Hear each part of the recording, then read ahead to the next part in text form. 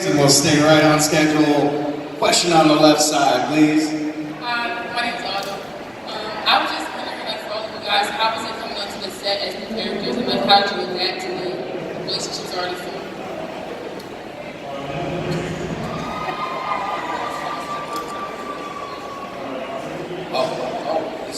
It's horrible because they're terrible to me. I don't know why they do that to me. So I just want to use this as a therapy session to hash out all these feelings. Guys, sorry. No, it's great. I enjoy working with these guys. It's always a pleasure. We have a lot of fun. We just really enjoy being around each other. NTA especially. Yeah. Was your question about coming in as a new person? I'm sorry, we just had trouble hearing. Yeah. Oh, about as a new person coming in. I was very nervous as a new person coming in, but then it was very quickly remedied because everybody was, unlike Rick, who they're really mean to, they're really nice to me. So, no, it was a lot easier of a transition coming in as a new character than I thought it would be. Yeah, I would second that. I definitely came in, I was like, these guys are a big show, they're gonna be like, don't look at me in the eyes, don't talk to me too much, that's your lines. So welcoming, like, and they treat us like we've been there since season 1, so it was a really warm, cool environment to come into. Awesome. Let's go to the other side. See Wonder Woman out. Wait. Are you? Who are you? It's Captain Marvel. Captain Marvel. Wrong universe.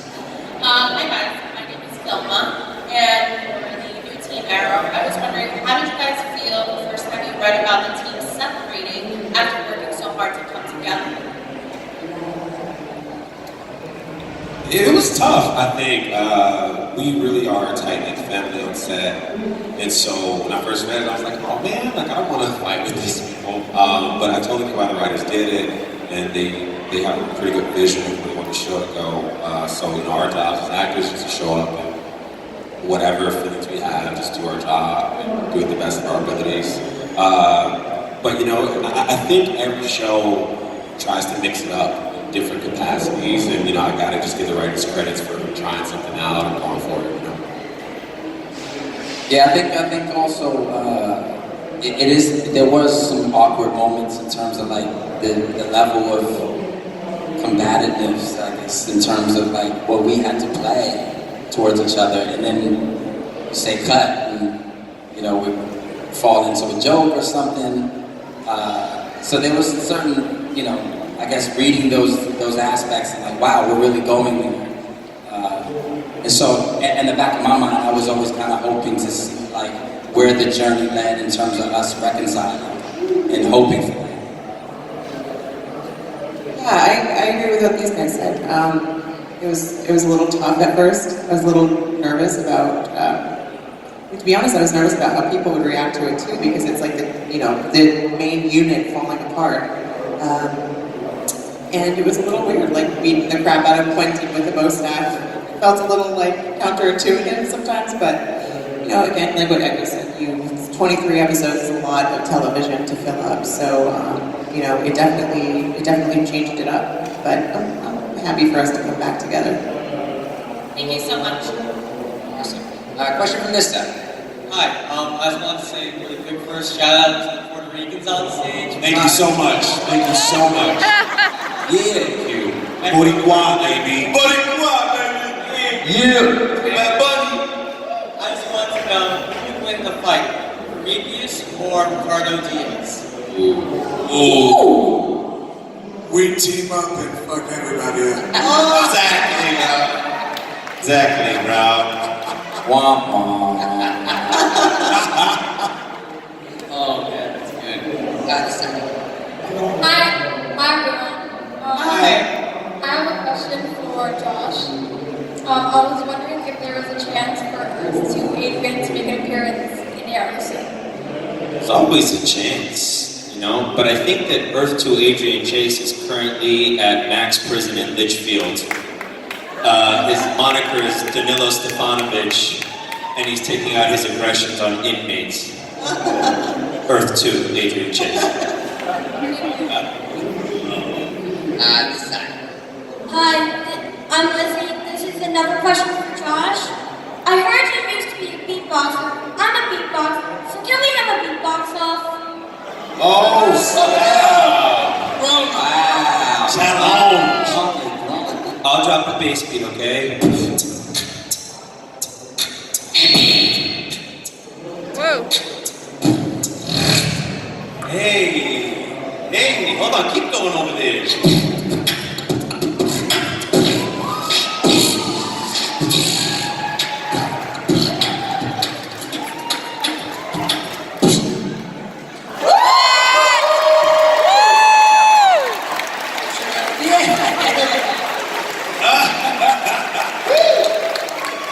Wow. Nice, Wow. nice. That was dope. Very good.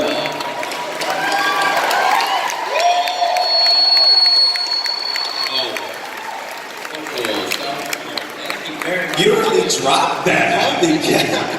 Hey, you gotta talk to Echo and Rick and Kirk after this, man. I only play. These guys actually write, so I think you guys got your beatbox. Don't let me bring out my game on you, kid.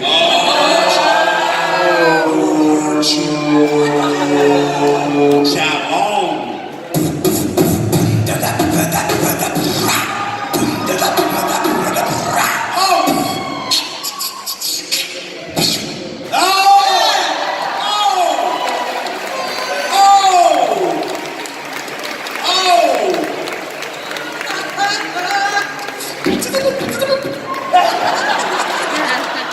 When were y'all gonna tell me you could all have this? I mean, I had no idea. Okay, ready?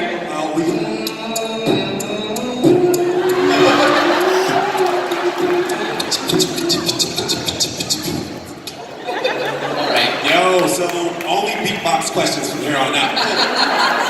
Only answer in beatbox. As you can tell that actors have a lot of free time and boredom in their rooms, so we all know how to make weird sounds with our mouth. We all just witnessed the formation of a new band. Started by our homie out there. Good stuff. Good stuff. Respect. Good stuff. Respect. That was awesome. Over here. Hey guys, it's going to be really hard to follow that up, but I've got a short two-part question for the new Team Arrow gang, the three of you. First part is, of the three of you, who do you see as having been the main leader figure of the team? The separate team from Oliver's team. And then the other part is, if each of you, the three of you, could have played either the dragon or Prometheus as a villain character, which one would you choose and why? They're right here. I know!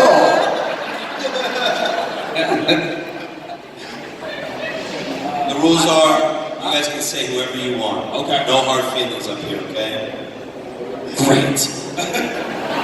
I'll have the first question first. All right. I feel like it was a collective democracy, kind of. Like, I don't feel like there was necessarily a leader amongst each other. We kind of had this thing, it was like, we all... Okay. Do the other two agree? I mean, I like that your questions are like, hey, so can y'all hate each other after this question? I think Dinah always sees herself as the leader, but in terms of how we actually operate it, and that can be sometimes, I think, to her detriment as well, you know. But she always sees her, she doesn't take orders easily, but I think the way that we actually ran the team was very much a group effort. All the, yeah. I agree. Yeah. I agree. I mean, we did establish moments where it was kind of like, wait, are we doing it like this? Yeah. Where I would, like, Renee would say, hey, are we doing it like this? And then you'd be like, yeah, Right. we are. Right. You know, so I think we find our way in figuring it out. Yeah. You know. Now for the harder question. What question? You know what, I honestly, because of one scene, and only one scene only, I would have to pick Prometheus because of the driving away, listening, it's a beautiful morning. After he stabbed the dude. That's one of my favorite. That scene That's sick. was so dope and So- so cool. I just put it like 3 and Yeah. that scene, not Yeah. like a Now, that scene, Doug, because what's the gift for us on scenes like that you get to do with bad guys, going back to the bad guy question, we got to rap about that, is that you get to walk around with no cares in the world. And that's a feeling that we as humans don't get to have all the time. You know, we carry weight, we carry pressure, we carry the fact that we want other people to like us. It's always permeating our brains. But when you're a psychopath, you don't care what anybody thinks. So as an actor, that's a gift. It's like how Kirk was saying earlier, like, what's fun about being a bad dude is that you just get to go to an extent that you don't allow yourself to go in real life. You play these bad cats, that's why you hear about actors going crazy sometimes. Because you're messing with the walls of your brain and you're pushing the limits, you know? It's very fun and kind of crazy. So, yeah. Do you feel like you guys carry that offset with you at all? That craziness? You can ask my wife, man. She deals with me all the time, bro. She deals with me when I'm sad, when I'm loud, when I thought I killed it, when I thought I ruined it. You know, like that. You carry that weight with you, man. And I joke, but that's the truth, man. We all got people in our lives that we run to, and after days like this, it's an interesting thing to be telling you guys about our story, and man, we appreciate you so much. But after that, dog, I go home to my lady, and I'm like, man, what did I do today? Did they even like me? Were we funny? Did they like our answers? Will they still like our show? These are all the things everybody thinks about. I think about that too. So when it comes I think we like you. Thanks, dog. Thank you. And we appreciate you guys too. But it's the truth, man. All the characters that you see up here, you're asking about.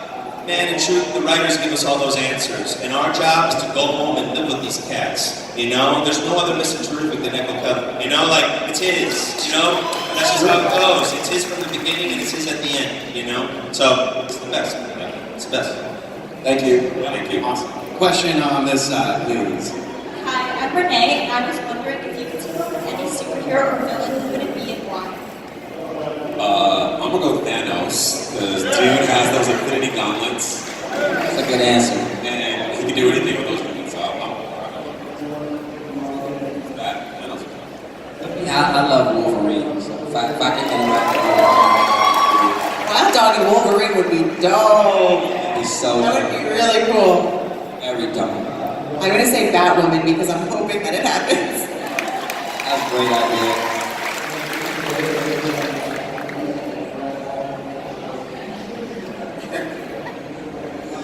I'm lone wolf, so I'm team up with anybody. I'm gonna go with Braun Strowman. Great, thanks. Thank you. This side, please. Hi, my name's Ash. I'm Dominican, and this specifically for Juliana and Rick. I was wondering what it feels like to be Dominican and being like an actor on such a important show. Like, I'm so proud to be Dominican when I see you guys on. Yes. God, that makes me so proud. So glad to hear that. I'll take this one.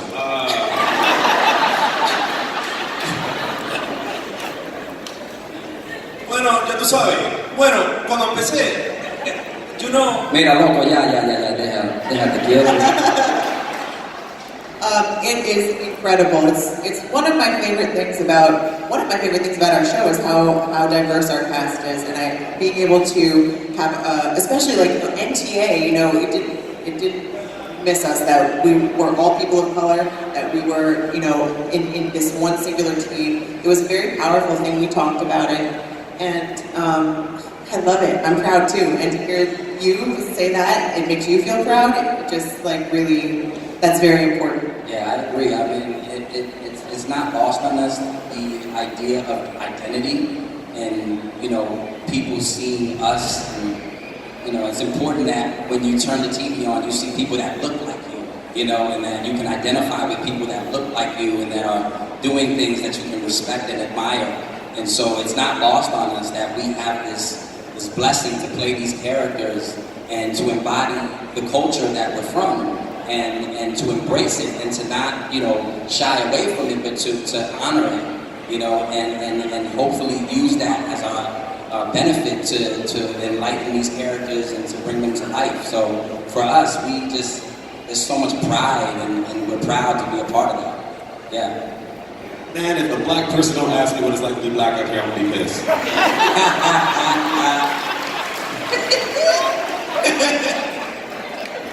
Thank you. Thank you so much. Back on this side, please. What you got? A mask. Take that off. Yeah. Now, I had a question mainly for Josh and Kirk. Despite the fact that I'm dressed as Slade, you two are my favorite villains on the show, and you're awesome. I just wanted to know, was there any past villains, any TV shows or comics, movies, anything that really inspired your role, how you portray the villain, how sinister you are? I don't know. When I was hired last year, I had a conversation with Mark Guggenheim and Wendy Miracle, and they said, we want you to think like Scarface and think like Pacino and Godfather. Just like controlled, methodical, you know what I mean? So that's my wheelhouse. So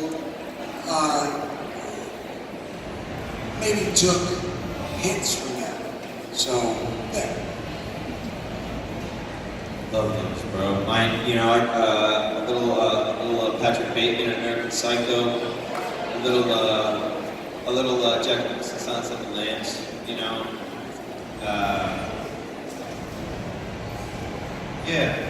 but it was more just like happy mean cats, smiling mean cats, really enjoying talking to his buddy, but that he's actually enjoying talking to his enemy, that guy. Thanks. Over here? My question is for Juliana.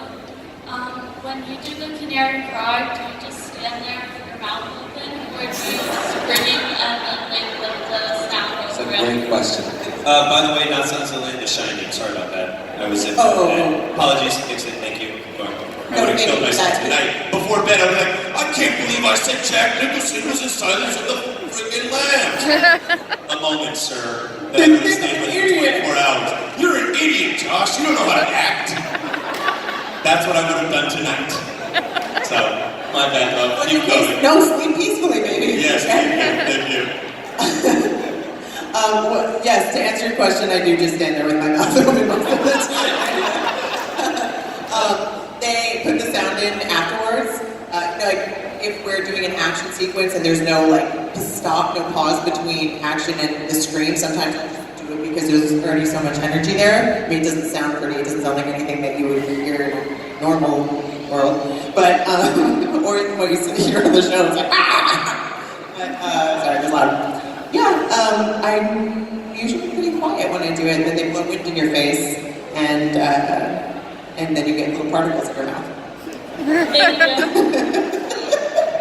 Thank you. Over here? I'd like to say to everybody up there, do a great job of acting, especially my two fellow Ricans over there. You guys, I learned to hate you in real life. I mean, I see you, you scare me. Anybody frisk them, make sure you're not carrying guns. I said, fellow Rican, no guns, no knives. Anyway, to the young lady at the end, when you get pissed off at your boyfriend, does that annoying scream come out of your mouth? Like what I just did? Yeah. Oh, it sounds way scarier. It's way scarier than that. That is not the scream. It's a whole other kind of scream. More terrifying than anything you've ever seen. And to the gentleman with the hair. Oh, I have hair. Are you really living that alternative lifestyle, or you're just acting? Rick? Not that I'm interested or anything, just wanted to know. This for me, right? Yes, sir. The one with the hair. Alternative lifestyle? Yeah, when you had a boyfriend on the show? Well, I am.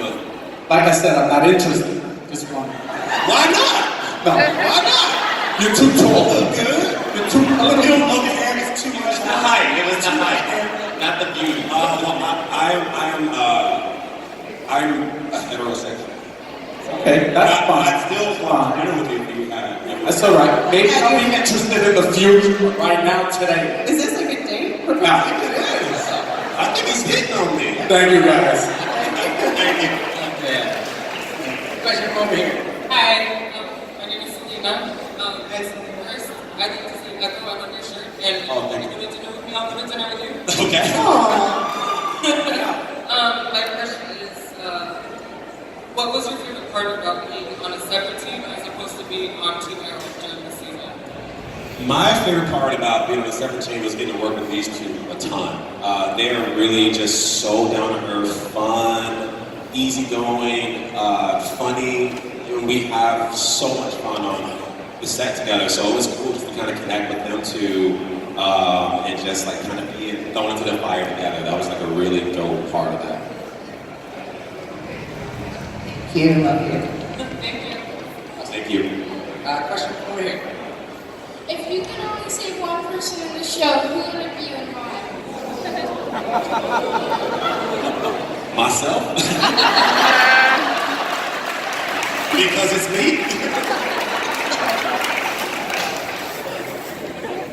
That's actually a good answer. Amazing answer. And If we all save ourselves, we're all safe. Yeah, sure. yes, done and done. Thank you. Thank you. Over on this side. Two-part question. First, proud as thank you for representing. For Juliana, how does it feel to be surrounded by so many men who think they're macho? And how do you handle that? And also for Echo, what's it like on set while Thank you so much for that question.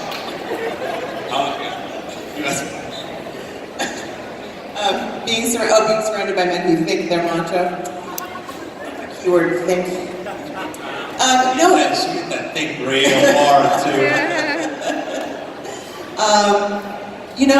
It just, I don't feel any different than the men on the show. I feel like Dinah stands on her own and she's just as strong and macho, whatever you want to call it. Like she has all of that. So I never, for the first time probably ever, I don't feel like less than that. You know what I mean? I don't feel like, I feel like she's just strong on her own, so it doesn't really affect me or Dinah.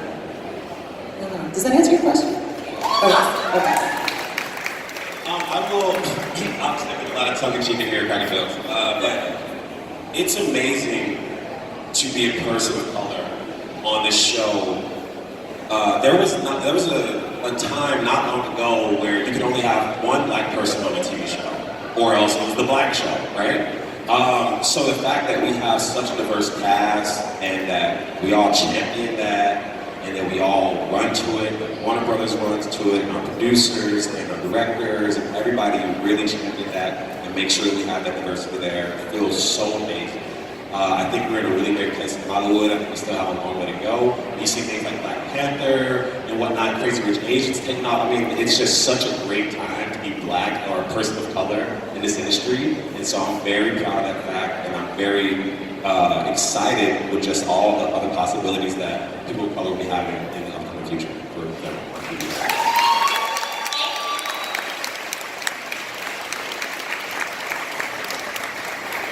Over here. So first, you were fans of the show before you actually got on air, right? No. I generally, when I moved to LA, I didn't watch TV. I stopped watching TV. My thing was going to comedy shows, comedy clubs. I stopped going to the movies, so I didn't watch TV or a lot of film.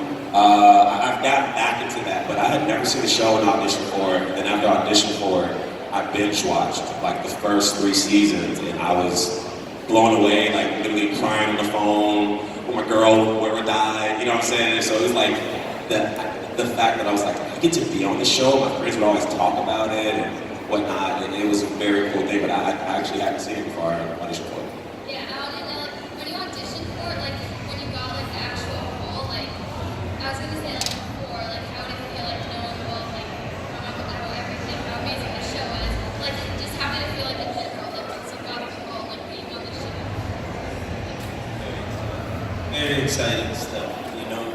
Like, in our business, no jobs are guaranteed, you know? And every opportunity you get, you gotta take it and run as fast as you can. So when you get a call to be on a show like this, that already has a built-in audience, that are you guys, that are showing love and already are with the show and on the train, already have tickets and are seated, and all I gotta do is just hop on, that's a pretty cool gig. So it's a very fun feeling. Absolutely. Very fun feeling. Yeah, it was cool. I mean, I think for me, I didn't watch the show when I auditioned for it, but my wife actually watched, you know, like the first 3 seasons, and I remember her explicitly telling me, like, you have to see the show. And for some reason, I never got around to seeing it. And so when I told her I was auditioning for the show, it was like kind of like full circle, like, okay. And she was very excited when I told her I was going to audition for the show. And so, yeah, it was kind of cool. After I got the job, I went back and saw season 1, and I loved it. I love the energy of what they created. So it made me even more excited to just kind of join something, like he said, to join a train that all you got to do is just show up and just kill it, you know? Question over here. Hi, my question is for Echo. What was it like to play Curtis and then become Mr. Terrific on top of that? It was awesome, first of all. When I got to try on that suit, it empowers you so much. You feel so transformed in a lot of ways. Playing Curtis was very cool too. You know, I worked at Geek Squad for like 4 years before I like really got into the acting and whatnot. So when I read the character, I was like, oh, this is all very familiar. Like, it's very much in my wheelhouse. And I loved Curtis and Felicity's dynamic in season 4. Curtis finding out like everyone was who they were. I just loved just affable light that he brought to himself. And then when he got to the field, it was very cool just to really mix it up with Steven and everybody and just have this character go on a trajectory. So I was very excited for it. Thank you. Question here? Hi, my question's for all of you. If you could reprise any one of your TV characters, whether it's from a show that's on or not anymore, which character would it be and why? I was on this show years ago called Ben and Kate, and it was on Fox. And the character I played was a guy named Tommy, and he was just the most fun to play. He was so silly, and that role to me has always been like just that one role that I just love every single day. And I love this role too, but just getting to be that really funny character on the show is just, I'm a comedian, so for me, I like to live that role is like major fun. Yeah, I think for me, I did a TV show called Reaper on CW. Yeah, and to play Ben on that show was so much fun. And so I would like to, get another crack at Ben. That would be great. Did a show called The Electric Company, and I'd like to do them on the show. I played this like 22-year-old kid who his two best friends were his little sister and his little sister's best friend. They were like 11. So I wanted to do them like if they got older. And I told them, my theory is that Hector got made fun of so much for having children friends that he became a psychopath and then became Adrian Chase. Genius from my DC fans out there. I would definitely have loved to kept playing Alicia on The Walking Dead. That was, to my knowledge, it was the first lesbian, or if not LGBT couple on the show. Correct me, anyone, if I'm wrong. I I think that was the case, and I was really proud of that. Also, she was an awesome character. She was just starting to realize that she was like rolling with the bad guys when she died, and I would have loved to see what happened if she had kind of changed and grown and you know, yeah, that show was so fun. I would say you all are probably way too young to even know the show, but she'll go Oz on HBO. Yes! Yeah! We tried so many times to like, there's gonna be a movie. I just spoke to Tom Montana a year ago. He's like, maybe, but because of the family aspect that we had on the show, we all got along so well. So not necessarily the character, but just the camaraderie amongst actors. That's hard to find, where the whole crew and every actor gets along. It's very rare. So that's it. That's awesome. Well, we're really lucky that you guys are all playing the characters that you play now. We get to see you guys, you know, on the screen all the time because you're all amazing at what you do. And they also, some of them have to catch a flight out of here, so we're gonna wrap this up. I want to thank you guys all for being here and give it up.